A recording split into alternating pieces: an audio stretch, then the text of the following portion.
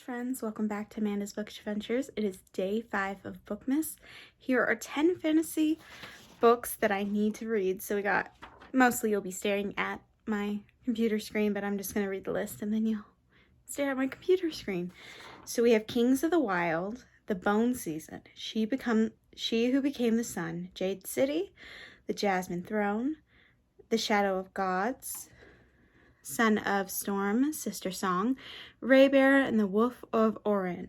So I will show you the covers and read the descriptions, and then I'll see you in a little bit. Here's the first book on the 10 fantasy books I need to read.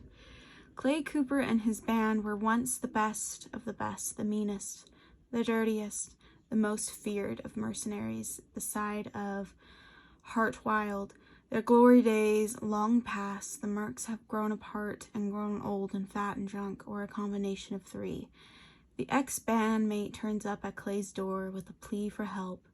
His daughter Rose is trapped in a city, besieged by an enemy 100,000 strong and hungry for blood. Rescuing Rose is a kind of mission that only the very brave or the very stupid will sign up for. It's time to get the band back together for one last tour.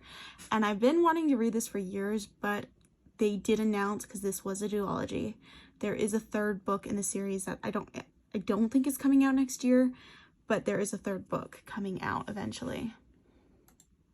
Now, The Bone Season.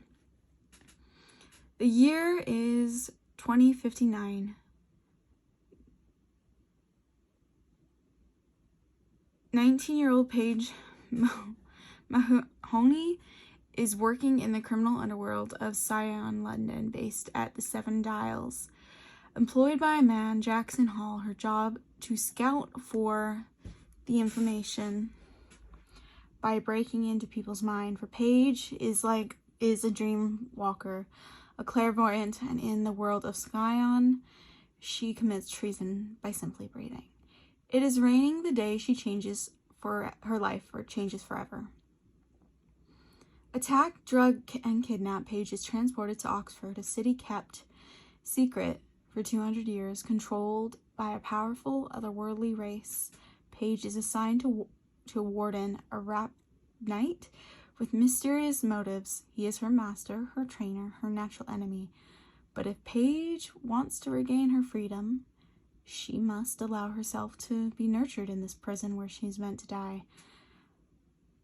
I do know that it's better to read the novella, I think The Pale Dreamer, before you get into this, because it goes a bit about Paige's backstory a little bit, because I believe when you jump in, it goes straight to the story.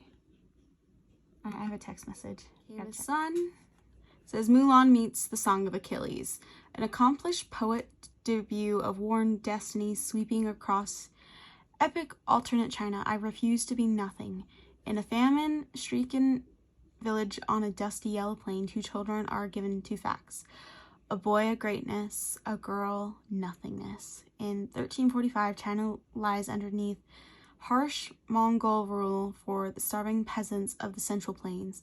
Greatness is something only found in stories. When the Zhou family's 8th-born son, Zhou, I'm not going to say the last name, is given a greatness, everyone is mystified as how it's come to pass. The fate of nothingness received by the family's clever and capable second daughter on the hand is only as expected. When a bandit attacks orphans the two children, though it is Zhou Changbai who surges to despair and dies, desperate to escape her own fated death, the girl uses her brother's identity to enter a monastery as a young male novice. There, propelled by her burning desire to survive, Zhou learns she is capable of doing whatever it takes, no matter how callous, to stay hidden from her fate. After her sanctuary is destroyed for supporting the rebellion against Mongol rule, Zhou uses to take the chance to claim another future altogether, her brother's abandoned greatness. Then we got Jade City, which I was supposed to read this year. Put it on, I think I might have put it on the list for last Bookmas, but I'm not really sure. The Cal family is one of the 2 crime syndicates that control the island of Kekon. It's the only place in the world that produces rare magic jade, which grants those with the right training and heritage with superhuman abilities. The Greenbone clan of honored Janeware warriors once protected the islands from foreign invasion, but nowadays, in a bustling post-war metropolis full of fast cars and foreign money, Greenbone families like the Cause are primarily involved in commerce, construction, and everyday upkeep to the district under their protection. When the simmering tension between the Khans and their greatest rival erupts into an open violence into the streets, the outcome of this clan war will determine the fate of all Greenbones and the future of Kekai itself. We have the Jasmine Throne. It's the fifth one. So it says, imprisoned by her dictator brother, Malani spends her days in isolation in Hera, an ancient temple that was once the source of a powerful, magicless, deathless waters, but now is little more than a decaying ruin.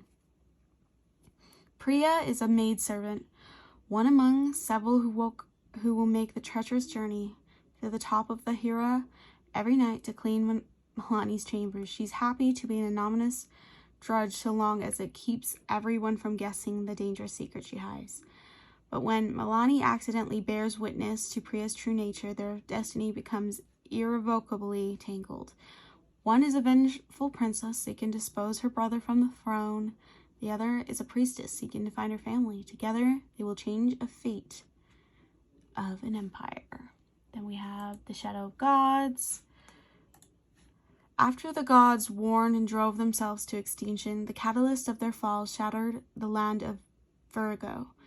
Now a new world is rising where power-hungry Jaws feud and monsters stalk the woods and mountains. A world where the bones of the dead gods still hold great power for those brave or desperate enough to seek them out.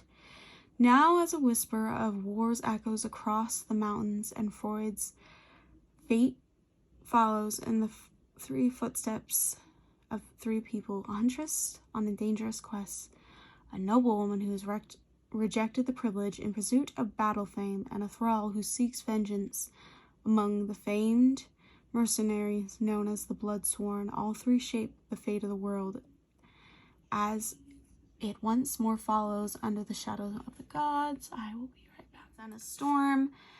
In ancient city of Bassa, Danzo is clever and the scholar of the crust of achieving greatness. Only he doesn't want it. Instead, he prefers to chase forbidden stories about what lies outside the city walls.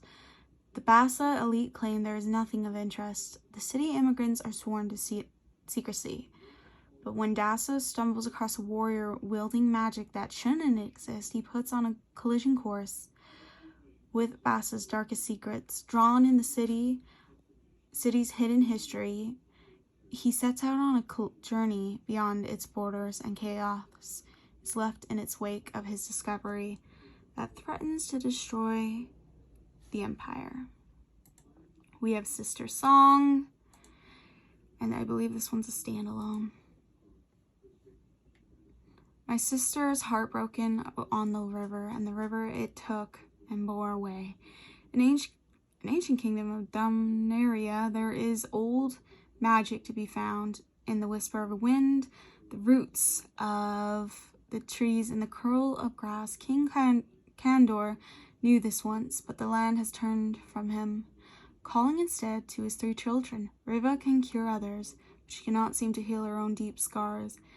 Kenye battles to be a venture for who he truly is, the king's son, and Sina dreams of seeing the world or finding adventure. All three, a life confinement within the walls of the hold. Their people's last bastion of strength against the invading Saxons. However, the change comes on the day the ash falls from the sky. It brings Merdhin, meddler and magician, and Tristan, a warrior whose secrets will tear them apart. Riva, Kanye, and Sin, three siblings entangled into a web of treachery and heartbreak, who must fight to forge their own paths. Their story shapes the destiny of Britain. Now we have Raybearer, that is a duology. They are both out, which I'm really excited about. Tarshan has always longed for the warmth of a family, raised in isolation by a mysterious, often absent mother known as the Lady. The Lady sends her back to the capital of the Golden Empire of Arsta, which I'm probably butchering a lot of this because my dyslexia and I, on the top of my head, couldn't know how to pronounce it. To compete with other children to be chosen as the one of the Crown Prince's Council of 11. If she's picked, she'll be joined by the other council members, though through the Ray, a bond deeper than blood.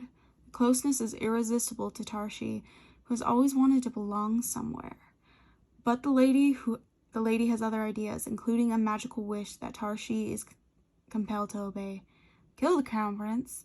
Once she gains his trust, Tarshi won't stand by and become someone's pawn, but she is strong enough to choose a different path for herself. And then we have the last one, the Wolf of Oren-Yaro, and this is an updated cover.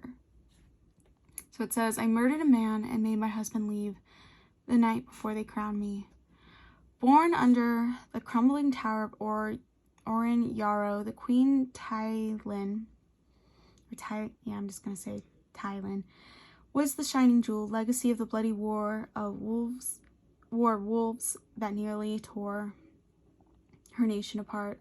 Her upcoming marriage to the son of her father's rival heralds peaceful days to come, but his suddenly departure before their reign begins fractures the kingdom beyond repair. Years later, Tarlin receives a message urging her to attend a meeting across the sea. It's meant to be an effort of reconciliation, but an assassination attempts to leave the queen stranded and desperate to survive in a dangerous land. With no idea who she can trust, she's on her own as she struggles to fight to find her way home.